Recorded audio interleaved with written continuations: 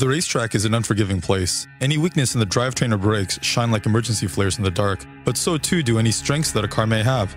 The full boogie, as we sometimes call it, represents the purity of a reliable and dominating racetrack performance while still being wrapped in a package meant for the street. In our case, our subject is Porsche's most powerful production car to date, the GT2 RS. Twin turbos, 6-speed manual gearbox, adjustable suspension, carbon fiber and Alcantara. Beauty and the Beast, brains and brawn. For a car like this, we called in for some reinforcements to put some perspective on what kind of car it really is. My name is Patrick Long, here at Salt Lake City, Miller Motorsport Park, to test the GT2 RS and give it a little bit of a baseline against the GT3 RS. You know, every time I've driven a new version of a 997, I've wondered what could be next, how it could be better.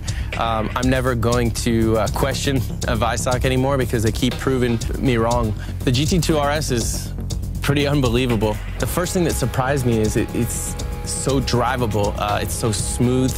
The power band, I expected with all that horsepower and the turbo coming out of just the rear axle that it was going to test my car control skills, and that wasn't the case.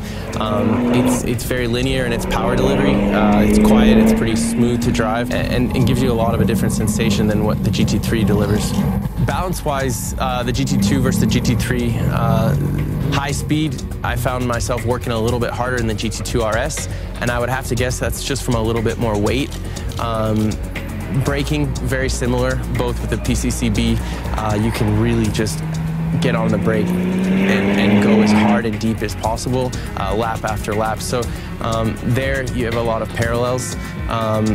I think the GT3 RS surprised me mid-corner just how planted it was, and that's probably down to the bigger rear wing.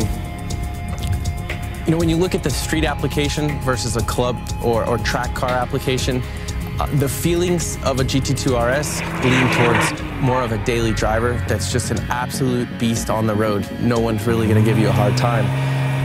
But when you look at the numbers and you look at the lap times, you see that this car outperforms a GT3 RS, which sets the benchmark, in my opinion.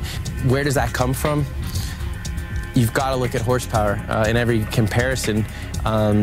You know, Miller Motorsport Park isn't a tight little technical track. I mean, it's pretty spread out, lots of straights. We have a lot of altitude here. I have to think those all factor in. You know, the speed differential between the two surprised me in lap time.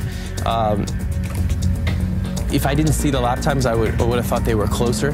From a handling standpoint, I still am a big fan of the 3RS. I probably, you know, that's a very familiar platform to everybody, and to see the lap time difference really is a pretty good endorsement for what this 2RS is capable of.